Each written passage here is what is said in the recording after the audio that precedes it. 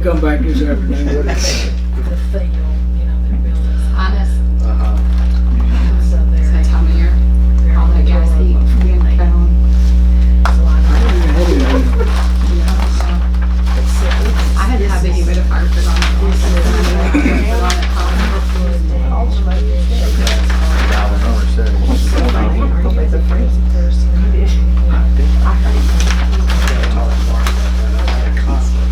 Told me when you make an accident, call it both off. That's right.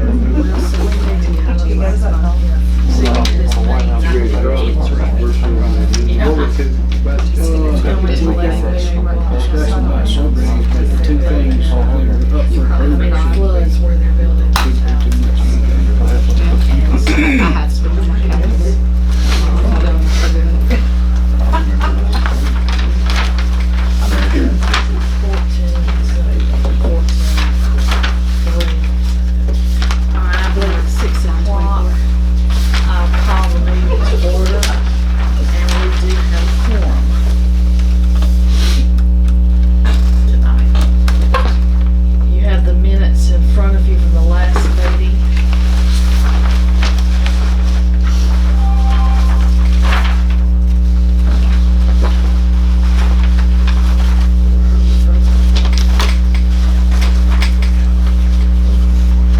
I'll entertain a motion to approve.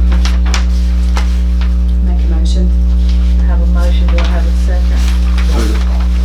All in favor, let the know by saying aye. Opposed, motion carries. Ready for public comments, do we have any public comments? Move on down to, item 4A, discussion of subdivision regulations. Last night we left off, if you remember, Jim, we was gonna talk about some options as far as, going from 5 down to 1 for the requirement of, underground. Okay, so I've taken a look at this harder than I ever have before, and this is a very difficult thing to split the baby on. And so trying to listen to most of the concerns that I've put pretty good notes on, the compromise that I think would work would be the 2 lots or more, which means if you take 1 lot and create another, you have at least made 2. No poles in the subdivision, but if there's no poles around, you would be allowed to take the poles and extend the line overhead until you get to that point, because you could have a 1-lot subdivision pretty far away from where there's electricity, and the cost per foot can be exorbitant. And therefore, when taking a look at all the concerns that were registered, that's my recommendation. And that makes logical sense. State it one more time if you. Sure. And then if you agree, then we'll put it in writing and we'll move forward. But I would have had like 9 versions, and there would be no point in that. So, if you have a 2-lot subdivision, if you have 1 lot and you create 2 lots or more, basically any subdivision of land, you would be required to have underground utilities for those homes in that new subdivision. No new poles in that subdivision, but if you have to extend the power lines down the road to get there, that would be acceptable. So if you're a quarter mile away from power, Duck River could bring you power overhead, up the road, preferably. Once you hit your subdivision of property, you would have to go underground. Whether primary or just to the home. Once you hit the property, what that would do, if someone's back off the side street, quarter mile away from power, they don't have to run an underground primary all the way to the power source. But it would still be the property owner's responsibility to obtain easements and permissions to get the power lines there. So take care of your concerns. Not really. No, I'm not- it's not gonna make everyone happy. It just seems like overkill. If you take power a quarter mile down the road, and then once you get to the point where you need power, then you have to go underground. Well, you just ran poles a quarter mile down the road, once you get there, well, hey, let's go underground, It is I more think we- attractive from the power source to the home underground. I is understand more this, attractive. what he brings up is a compromise, but I still think it's overkill. I mean, you're talking about one or two areas in the whole town that would be affected by that. You know, a lot of it, goes back to what took place next door, and, hey, we got poles all over this town. I don't know. I'm trying to turn this thing off. I'm not sure I understand. I don't understand either. There's a little switch on the side. Is it an iPhone? My switch is broke. Oh. It won't allow me to turn the dinger on. Won't you let it go up this There way? we go, I got it. So, but anyway, that's Okay. just my Take a take. hammer to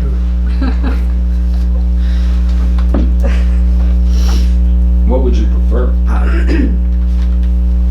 You know, I don't see anything wrong with what we currently have in place myself. I think part of the problem with what we have in place is, a year ago, we set a standard that if you're gonna divide over 5 lots, you're held to these standards. Well, whether it was done intentionally or unintentionally, it seemed as if properties were being divided and then redivided for the sole purpose of skirting around a rule is what the perception is. Now, whether it was done intentionally for that reason or not, I don't know. Did y'all approve the subdivision? Did y'all approve it? We did. We did. Could We you did. not, They're not opposed it, and then that would have solved the problem?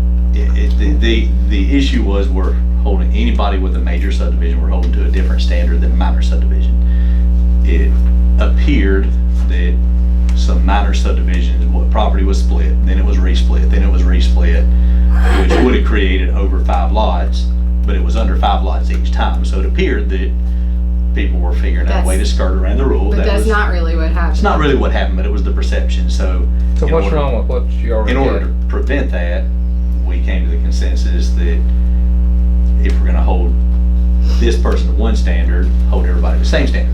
I agree with him though, if power is a quarter mile away, I think another compromise may be that all primary, if you're not installing new roads, if you're not a full-blown subdivision and you're not installing new roads, if you have existing road frontage, overhead primary, tying onto existing overhead primary is okay, and only require underground from the transformer to the house. And that's not a huge expense on the property owner, unless you hit rock, which is 50/50, but it's, underground primary. You could run it a quarter mile down the road, overhead, get to point A where the property line starts and have 3 lots, and then from point A where the property line starts, where you take it quarter mile down the road, it's gotta be underground. Well, I'd take it a step further and say that you would be allowed to go along the frontage of those 3 lots with overhead. That's If you're right. under the 5 rule, but then from the power source, from the primary lines, underground to the home. So your subfeed from the transformer to the home would have That's to be not how he underground. worded it though. It's not, it's, No, that's different. that's different, but it would be, that would be less stringent than hitting the first lot and requiring 300 feet of underground primary transformers, pull boxes, because unfortunately Duck River does not participate. Some power providers participate in the cost of that, Duck River does not. If you go underground, it's 100% your baby with Duck River. But you're saying like existing streets, wouldn't have to worry about it. Existing If streets, it was a lot facing the existing street, this wouldn't apply, if you were dividing the property, you would have to go underground from the power pole to the house, but not down the street. not down the street, is what it is. If it's an existing street. If it's an existing street, if you're not building new roads, new water lines. But how he worded it, That didn't solve the problem that we had right here, though. There was no electricity down But- this street right here. But No Hollywood. poles down. It the would have street. it would have eliminated the overhead to the house. It would have allowed overhead primary up the road, but not, it would have eliminated overhead going, it would have eliminated half of what you see if this rule would have been in place a year ago.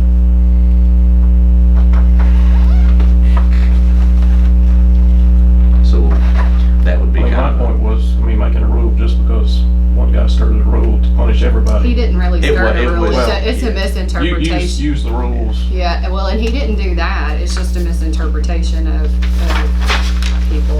And He didn't skirt the rule. well, and I also had feedback from persons that inquired, what's the difference? You're holding this guy to one standard, this guy to another standard. So this is kind of closing the gap in where everybody's under the same standard to some degree.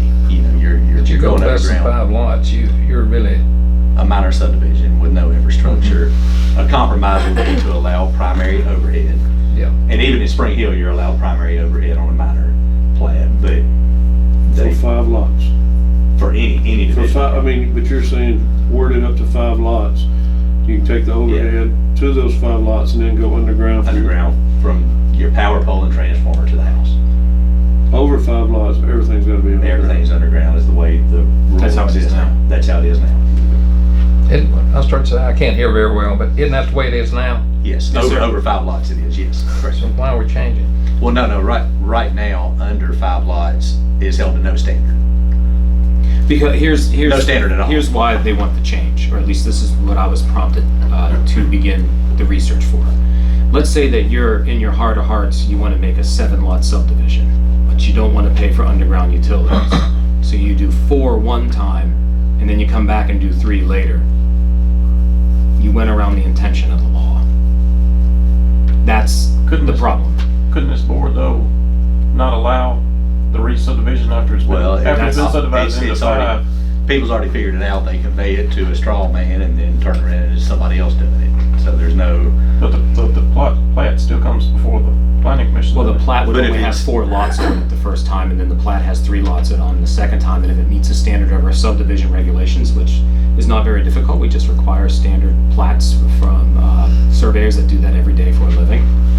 There's no way, it's an end run around the rule, and Well, this is why cities and tend what's to go happening- with the 2 lots rather than 5, because eventually people figure out the game and they just kind of keep playing. I saw one where it was 20 lots over like 5 years and they just kept doing 4 at a time. You will find that. So what did you say they do in Spring Hill? no, you're allowed to go overhead. They, Except from the pole to the house. correct. And a lot of that's because of subdivision regulations, but Chapel Hill corporate limits are not that big, so that would be, Is that in the That would be a city of compromise. Spring Hill, or is that no, okay? this is the city. That would be a compromise is to require all underground from the pole to the house to be required to be underground. Now, I don't know any pre-existing lot, we still can't enforce that on unless we changed the building codes in the city limits of Chapel Hill, which If it's a lot of it's record, not this body, but the alderman could do that. a lot of record wouldn't be affected. Unless the alderman wanted to change the. Yeah, building because you could codes. have underground utilities go with building permits if you wish. Yeah. But it wouldn't be anything this body would have no control over. Okay, so we need to tell him what we want for this. Yeah, because we gotta come to some conclusion here. And, what do you want? What do you think? Well, I'll tell you what I really think, but I can't right now. But The camera's on, Jackie, don't forget that. Huh? The camera's on, don't forget that. y'all think somebody don't care. But I don't see anything wrong with running the poles to do it, as long as the grounds going to the house should be underground. I don't think there's a problem with that. But we can't go hindsight what's been approved above us here. But I think we need to look at it real hard, because you got people out here trying to build houses, trying to sell houses. But if we're gonna do it now, who's gonna put the street lights on them poles? Or who's gonna do whatever? city? Not Because the unless you first want to. thing, wait a minute now, I ain't through talking.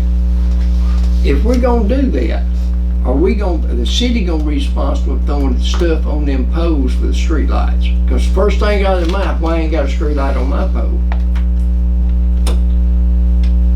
Does the Who's gonna be city- responsible for that? The city pay for the streetlights inside the city limits right now? We pay for the cost of them, That's what I'm saying. yeah, but I'm not gonna put a new street light up and pay $400-500 for a new street light for a new house down here. Are they gonna put the street light up there? We'll pay the electric bill after that. So are you saying that you would rather see it be run underground instead of the city paying I for the say, street light? I say, no, we're not gonna pay for the street lights. I can tell you that right now. We're not gonna pay for them. But if they're gonna run, need to run the electricity underground to the houses. That's what they voted on up here. Am I correct or not? Yes. That's what we voted on. So you're saying that it is the developer's responsibility to put in the street lights on the streets that are not, If they choose to go overhead. If they choose to go overhead. That's what you're saying. Right. Okay. But if they want it on the ground, they don't have to, because there ain't gonna be no street lights down through there. And I think When they that- gonna put the pole up? I Does mean, that make sense? that That makes does perfect make, Does it not? that But makes, the developer's only gonna pay for the street light a one-time fee, he's not gonna pay for the recurring cost, right. Right. Does that, so. I would say that's right. But then that new house is bringing in revenue from property taxes. Right, you talking about $5 a month for a Yeah. street light. So I think the residents would pay for the monthly bill of that light, you know, the new house is being built, increasing revenue from property taxes over time, but the initial cost be on the developer Correct. to put street lights on those poles. So we all agree for that, for him to put in, to bring back to us as our, So overhead up the road is allowed between 0 and 5 at developer's cost. at developer's cost. If the developer chooses to run overhead power lines up the road, then the initial cost of the street lights would be the developer's expense and require all underground from the power source at the road to the home. And when it's under 5. Yes, Correct. But it'll be Over full, 5 is still, but in a major subdivision, it's still it'll all be underground. all under, okay. I can agree with that. I think that's- Agree with Can that. too. Good. Okay, so we'll do that. All right. Can you agree with that? I'm gonna be outvoted, so, I mean, I think we're doing a lot of underground stuff when it's not necessary, so, I mean, y'all go ahead. Okay. I mean, I just don't think it's necessary. We live in a town full of street light poles and everything, and you might have one little area of town that's all, everything underground. I just think it's overkill, but The theory behind it's supposed to be over time as houses get torn down and rebuilt, that it'll all go to the underground is the theory. my kids, your kids, and their kids will all be dead before that happens, so. I hear you. Okay, let's move on to 4B, 5542 Nashville Highway subdivision of property. Anyone here to- Yeah, I'm gonna step down from the board. This is my dad's property. I'm not gonna vote, but this is division of 2 acres off of the, Lovelson McKay building, I guess old Durango Boot Factory. Dad's gonna be selling 10 acres, which is tract 1, remaining portion of property, and he's subdividing off 2 acres to keep, build a warehouse on, for his use. And we have seen this once, but it didn't meet the rule for an egress easement. So when this was brought before the planning commission before, we didn't take action on it. And it was more of an informal submittal, hey, is this, you know, more like a concept plan. And we changed the rule for industrial and some commercial applications where a property can be serviced by an egress easement instead of owning road frontage with the lot width to depth ratio. So since we've changed the rules, I believe the plat meets all the criteria for final plat approval as a minor subdivision plat. He owns everything on the plat right now. Yeah, right, today, yes. November 1st, there's gonna be a new property owner for tract 1, as long as this gets approved. and Who recorded. takes care of the ingress egress easement when tract 1 is sold? Tract 2 would, unless if tract 1 chose to use it, then it would be a co-op expense. And is that gonna be in the agreement? It's It can be, they could put that in. That's my deed. number one concern, because sometimes neighbors feud, Would you rather, and then it screws everybody. would you rather them add a note to the plat or put it in the deed? Put in the plat, Put it in the plat. because they can even get violation of plan. If Okay. people start to say, we put it in and that's the agreement, it's written down. Other than that, I have no problems, it meets the confines of the zoning ordinance. So I got one. Yes. In that, I want to the city needs an environmental study on that lot there. On which lot? Huh? On track 2? There was an environmental study done by Moorhead when this property was sold. By First State Bank. It had to be cleared before they could sell it. And we've checked with the state, can't find, because that came up when the guy was purchasing this lot.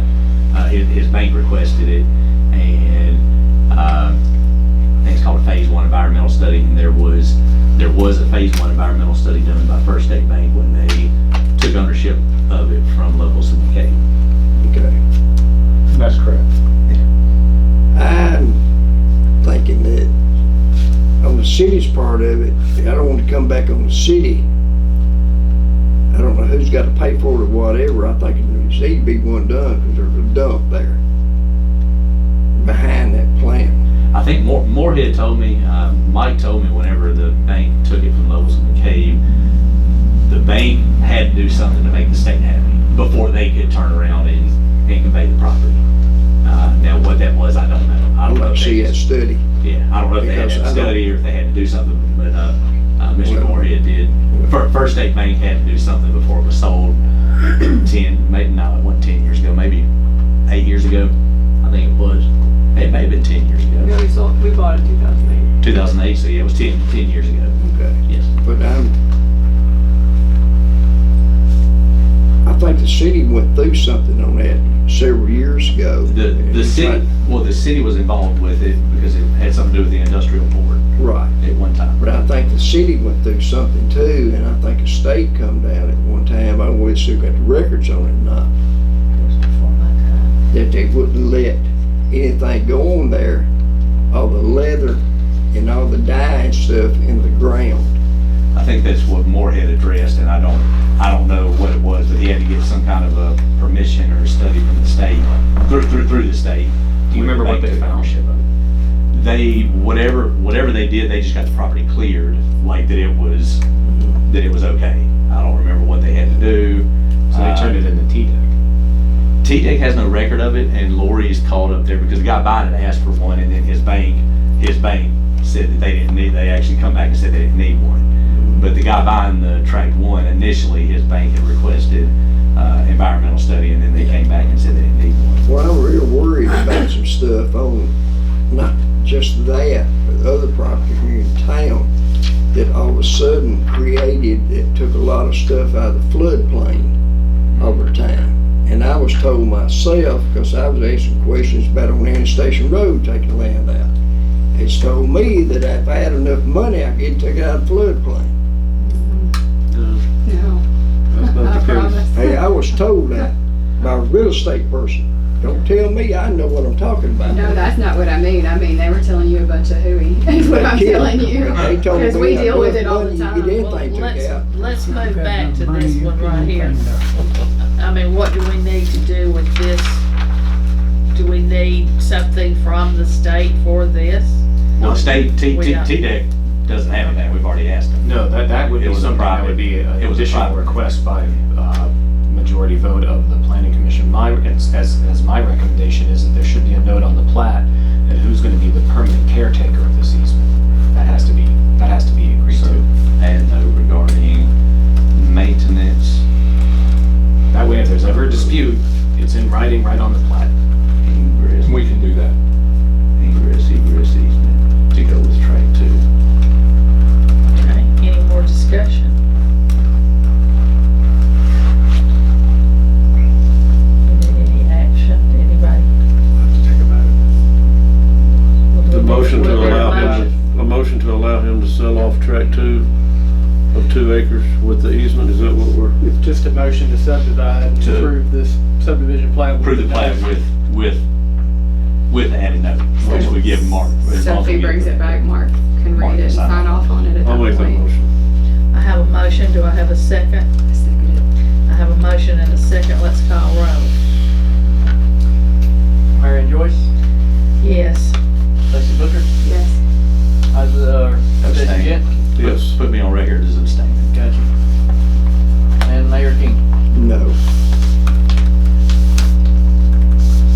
All right, motion carries. Let's move on to 4C, First Commerce Site Plan Approval. Thank y'all.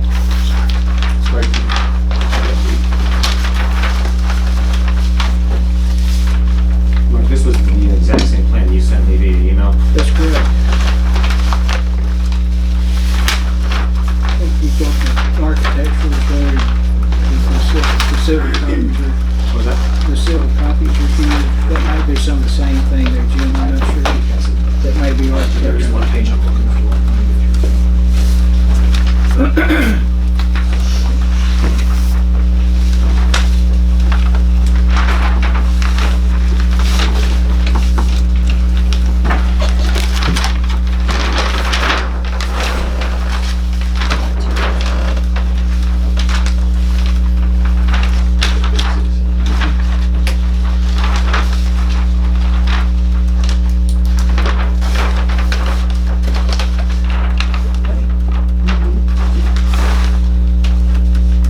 It was just hard to see some of the things.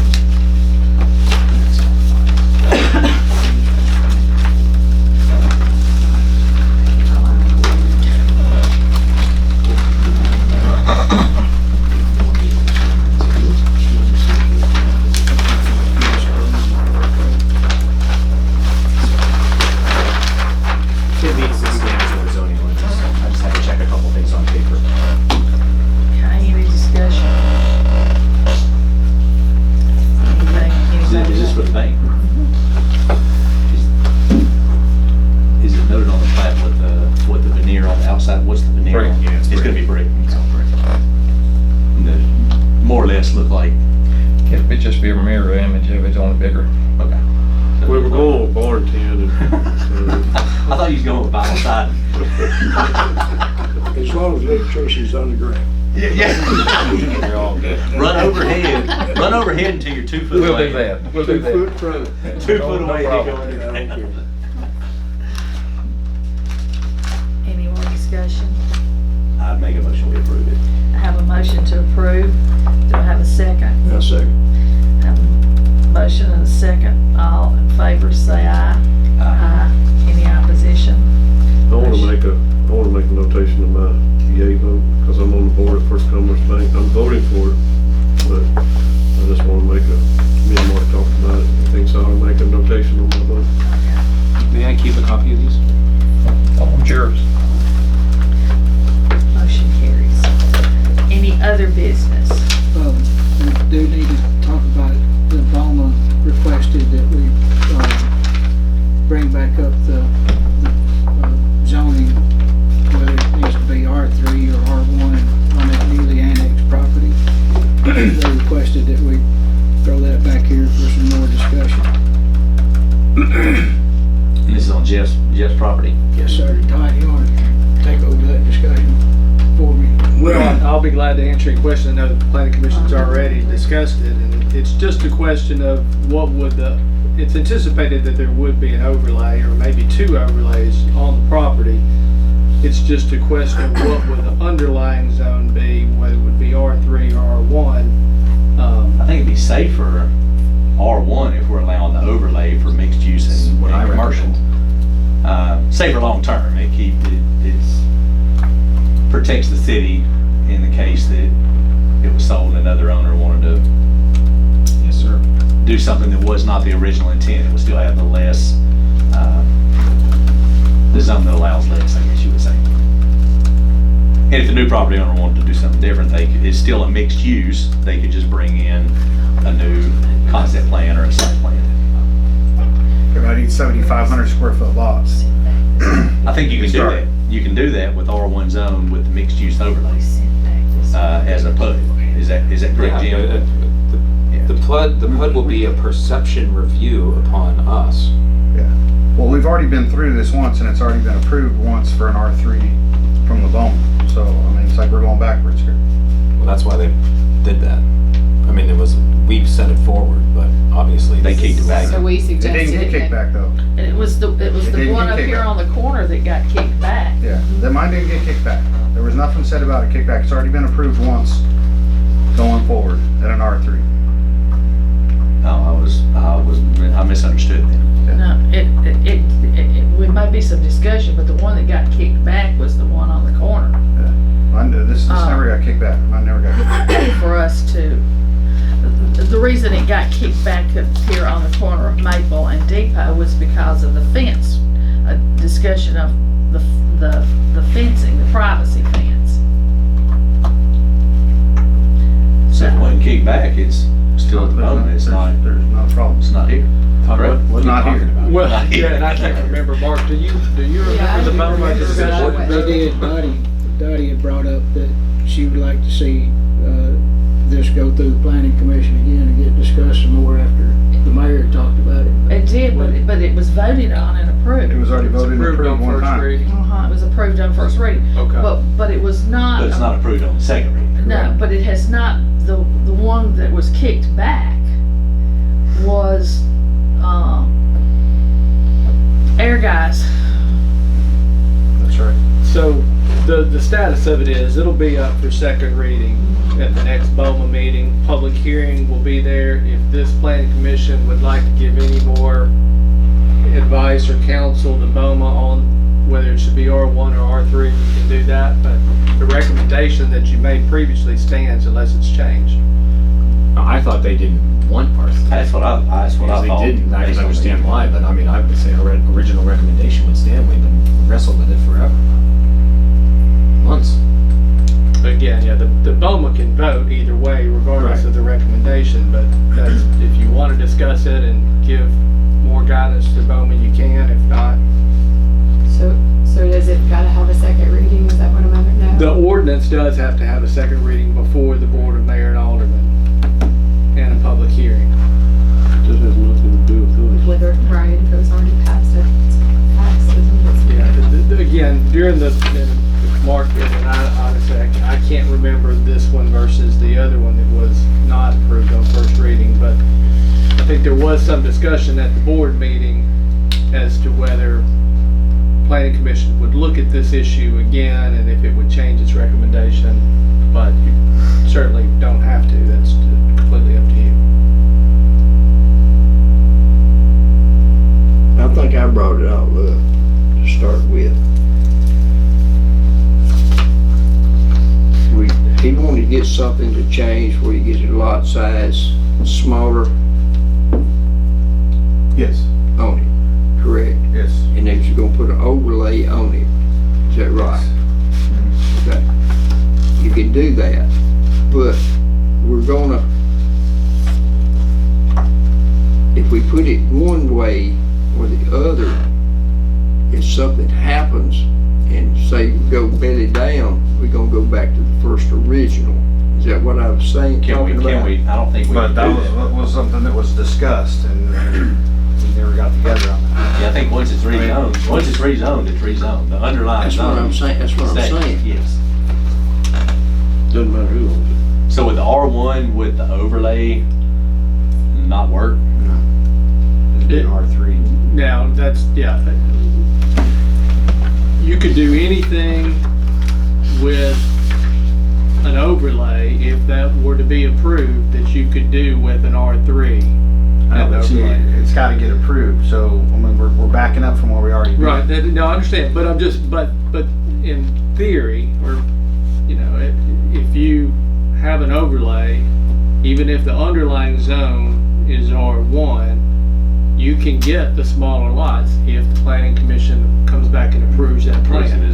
If it has an underlying R3 zone, then even if you don't get an overlay approved, whether mixed use or PUD, you're entitled to those smaller lots and to the multi-family. So that's the distinction.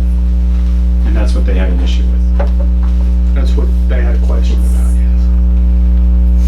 the fear that they would go Yeah, it's bankrupt, and less- then you would have It's less risk for the city multifamily. if we have it as R1, but if we give him the R1 with the overlays, he still gets to do what he wants to do. It's basically the gist of all of it, right? Yes, it would. Because the PUD has that kind of flexibility, that's why it was invented. It's a good tool. So then that can be, maybe you need to come to the, I will need to explain all that to us. Okay, then let's move on to the one that was sent back, which was the corner up here. There, we have residential going to commercial. Next to it is a residential. Somewhere our rules have stated that you have a privacy fence. Or a buffer, I think a landscape buffer, if you have, I'm not sure exactly what it is. I And think if you have it's a matter of commercial, interpretation as to how this was originally written. Because, you know, we could interpret this as it's all commercial down the street, although there are still residential buildings down Main Street. but they're zoned, the property's zoned commercial, it's just a residential use, is that correct? It's dual. Yeah, if you'll look on the map on the TV, the B2 zone follows this property line right here Okay, and basically comes right to the corner of this. so that parcel has Yeah. two and- zones. Right, this Okay. is R1 Okay, and this front, The that's front portion probably is 100 feet B2. or so Okay. is B2. So right there, you know, it's approved, you know, do you ask them whether they want a privacy or buffer between them and a commercial there or not? That's the question. I thought that design criteria was if something was being think it's built something on the new. property, something new, that you didn't go back. And I'm just gonna throw myself under the bus, because when I put in between y'all, our new office, it was residential. I was disclosed when I bought it, it was commercial, but it wasn't zone commercial. But I didn't put a buffer between us and y'all, Because it was existing. because it was existing, right? So I redid the property under residential, and then I brought it before the commission and converted it to commercial with the property as it was. So I guess, Pre-existing. yeah, as pre-existing. But let's take, for example, that little piece of property that's sitting right there between what was the old First Farmers and Merchants Bank Okay. and that brick house, and we decide to throw up the Dairy Queen.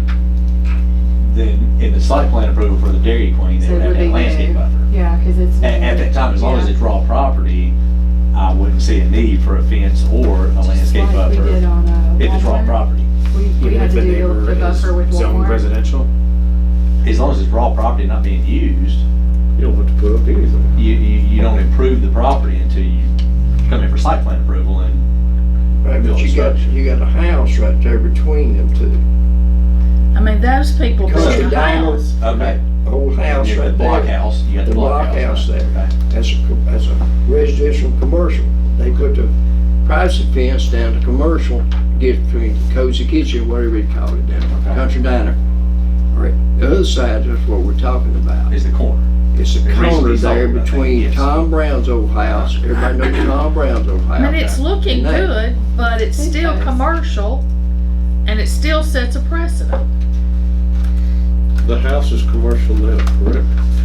Part of it. It went from residential, Yes, from residential to commercial.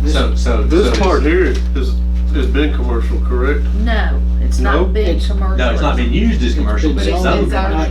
commercial. It's zoned commercial, but it hasn't had a commercial use. It's been used for I mean, residential. everybody up and down Johnny's house is commercial.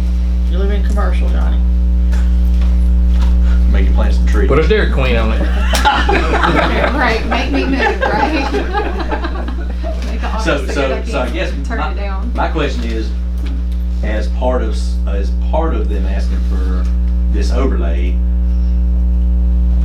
Could we ask them to build that fence, or would that come later with the site plan You approval? could definitely make it a condition of Okay. that zoning if you wanted to. Has the owner come to us? I guess just, that's my- no, ask for they have anything? not. I just think it would be nice, it would be, they may not even want one. I just think it would be nice to ask them if they would, I just think any residential, I think Todd's right. As a condition of the zoning, you would say if that's the discretion of the committee, then that's what we would do by vote.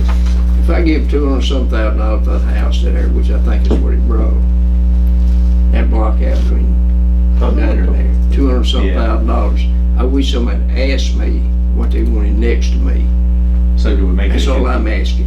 a condition that the Right. property owner next door decides whether they would like a Whether they privacy like fence a or not? privacy fence or not. And I just, I think that would be, they asked us if A we fair wanted a privacy condition. fence next to the car wash. I mean, that, that was, we didn't want a privacy fence, but they asked us. I just think that's something we should do. so do we ask it as a condition of their approval that they ask the neighbor if they want a privacy fence? But Will has not come to us to ask for anything, has he? You're talking about Will Moorhead's property. We're talking about the resident owner, not we. Asking the resident if they would like a privacy fence in between Oh, that property and Moorhead's property. The property next door is zoned commercial, but it's a residential use. Somebody lives there. So as a condition for the mixed-use overlay, has the resident of the blockhouse come to us and asked for anything? they have not, but I think the concern is, What the heck are we talking about? We got 2 owners and nobody's asked for anything. I've had several owners approach me because after the fact, they didn't know there was a meeting I there. think all we're saying is if we go ask that question to the property owner, then that'll take care of this I think so. problem. I would imagine so. That's normally what small towns do in this situation. Is not uncommon at all. To go ask the property If the owner? property owner what if they want one, and then you make that a condition of zoning, and honestly, I've never really seen it go sour. Because you want to make your neighbors happy, and the cost of the fence in terms of what you're paying is a small percent. So let's do that. Send it back to the VOMA with that recommendation is our opinion. That if the property owner is a condition for the mixed-use overlay zone, that they be willing to build a privacy fence if the neighbor Are they going to chooses. public hearing soon on this? It's already been once, right? Did it pass no, the- first reading? First reading and public hearing. I think it got kicked, Marion just said it got kicked back. Okay, so it'll be up on first reading again. Well, there's plenty of time then. So we give that feedback back to the property owner. You can requesting- submit it in writing, and an email would be fine. Okay. Then we got that one settled. Any other business? Entertain a motion to adjourn. So, No more babies to split? Are you sure? All in favor, rise. You've got free ice cream. Do what? You've got free ice cream that you hair cream. I might if I turn my yard into one. I voted early.